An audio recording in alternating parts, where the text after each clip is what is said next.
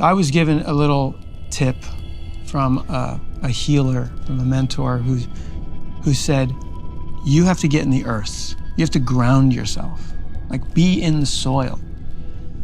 And I was like, all right. So what I did, I actually had a place here in Austin, on the east side. I had a little bungalow with a little camper. So I quit everything. I stopped all the distractions and all the indulgences and the escape, and I just started meditating and started listening to wiser people than me. I started listening to you and other... That's never a good thing. It worked to some degree. But you realize there's so many, there's so much information that you can, so much wisdom and education that I hadn't tapped into because I was distracted. And so I was seeking advice from elders and counsel from friends and starting to orient myself with people who I saw as living a life that I think that I might want. Mm-hmm. So I changed my friend group. Mm-hmm. And just started DMing them. And luckily for me, because I'm somewhat famous, people would respond. And anyway, this one woman, she's like, you need to ground yourself and get in the earth. So what I did is I moved into my camper and I lived there for a year. It's a small little 50 square foot camper, whatever it was. And I started building a community garden. And I was just digging in the soil and planting and digging and working, meditating and cooking in an open fire. And I grew a beard. And then the pandemic hit. And I was like, perfect. Like I'm already, solo in isolation. It didn't affect me at all. It didn't change anything. I just kept doing the work. Got really healthy, worked out. And it worked. I mean, the grounding was profound. And that's when I realized that I wanted to change my whole life to be closer to nature. All this environmental activism that I was doing, this legislation and hearts and minds and consumer behavior, all that stuff that I was doing, UN Environment Ambassador, all that stuff was just so out there. It was like outside of myself. What I wanted to do was just do the work, like learn the skills to actually support the earth, like right here, right now. And I realized how much I didn't respect and appreciate what farmers do. And I was like, I want them to make all these changes for the environment, but I don't even understand what they do, why they do what they do, and why they would choose one thing over another. So I said, this is what I'm doing. I'm gonna be the one that knows about farming. I'm gonna be the one that knows how to grow food and build a skill so that I can feed myself. I can feed my family, take care of myself and my family. Mm-hmm. And what was happening on the romantic side during this period? Just utterly alone, sad, lonely. Mm-hmm. And by the way, like I, cut out porn and, no masturbation. So I didn't even have that. I'm sitting there just with myself. Mm-hmm. And, and I knew that was a big distraction as well. Mm-hmm. Yeah. Why'd you stick with it? Well, so there's one time I was, I think I was going to Cannes or something, the Cannes Film Festival, and I hitched a ride on this billionaire's private plane. And he was 80, he was old and gray hair. And he gets on the plane and he has like 6 hot young models with him. And my mentality at the time, I was like, damn, this guy's the man. Like, look at him. He's 80 and he's still got it. Yep. And there was just a little voice in my head is like, I hope I can still do that when I'm his age. Mm-hmm. A little voice. And then I realized, Adrian, you do whatever you want. Whatever you say happens. You can manifest shit. You know that you will have that. And it like really shuddered me. I was like, holy shit, wait a minute. I don't want that. I realized in that moment, I was like, that's exactly what I don't want. And so I started to rewrite what I actually want. Why did you figure that out? Like, Are you struggling with back taxes or unfiled returns this year? The IRS is actively escalating collections by adding 20,000 new agents. In these challenging times, your best defense is to use Tax Network USA. Along with hiring thousands of new agents and field officers, the IRS has kicked off 2024 by sending over 5 million pay-up letters to those who have unfiled tax returns or balances owed. These guys are not your friends. Don't waive your rights and speak with these agents independently, without backup. Tax Network USA, a trusted tax relief firm, has saved over $1 billion in back taxes for their clients, and they can help you secure the best deal possible. Whether you owe $10,000 or $10 million, they can help. Whether it's business or personal taxes, whether you have the means to pay or are on a fixed income, Tax Network can help resolve your tax burdens once and for all. Seize control of your financial future now, and don't let tax issues overpower you. Contact Tax Network USA for immediate relief and expert guidance. Call 1-800-245-6000 or visit tnusa.com/Peterson. Turn to Tax Network USA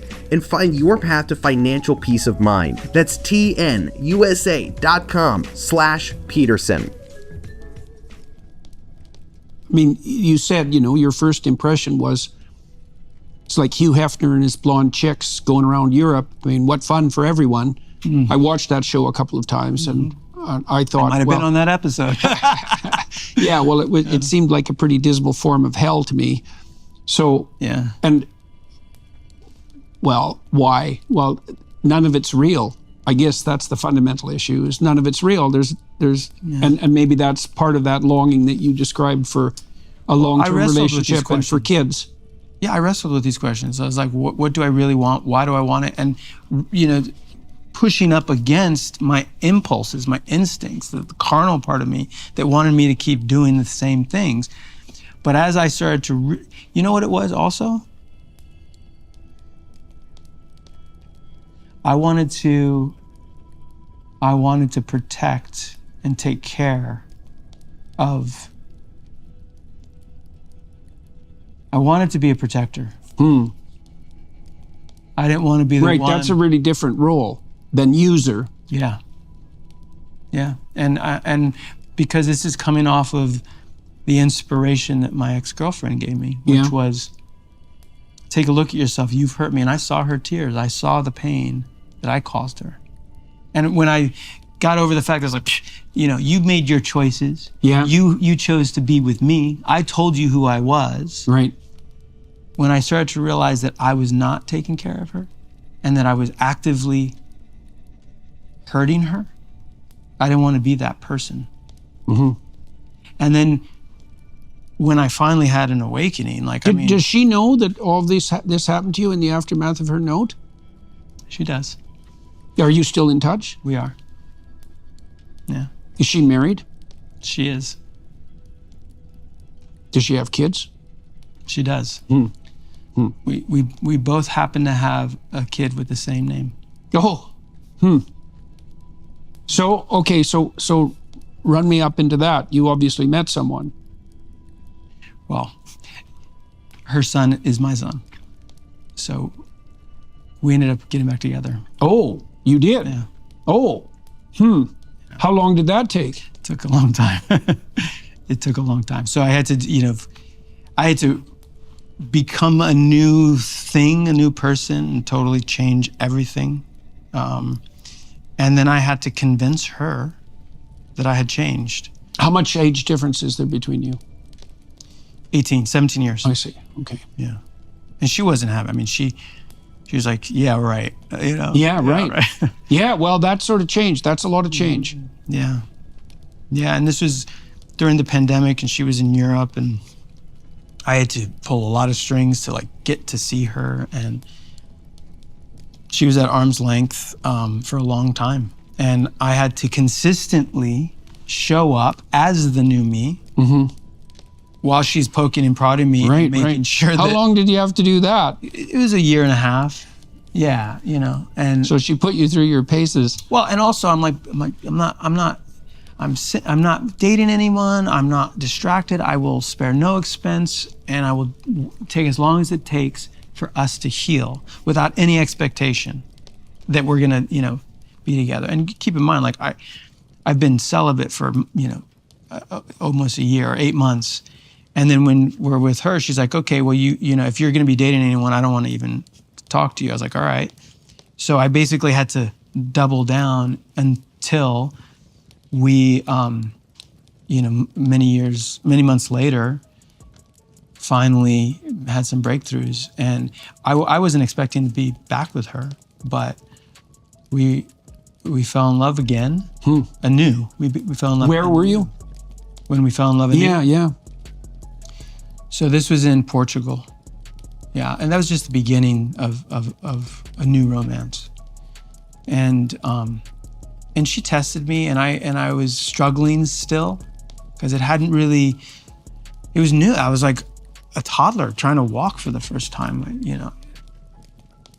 And then eventually she moved to Austin, and then I told her I wanted to buy some land. I wanted to do this life, and I'd been holding off. I'd been waiting to move into land until my partner showed up in my life, so that we could make that choice together, so that it would be ours, as opposed to the old dynamic was, look, this is my life and you can enter it, but like I hold all the cards and it's all my stuff, and you're just, lucky to be here. Right. This is now ours. And when she came to Austin, and things just clicked. They started clicking. I was definitely on the right path, because everything was just unfolding in such serendipity. We went and found a piece of land. It was beautiful. She fell in love with it. I fell in love with it. And then, now we've been back together for 3.5 years. Got married. We have a kid. And how old's your child? Almost 1. 11 months. What's that been like? You're happy about that? Yeah.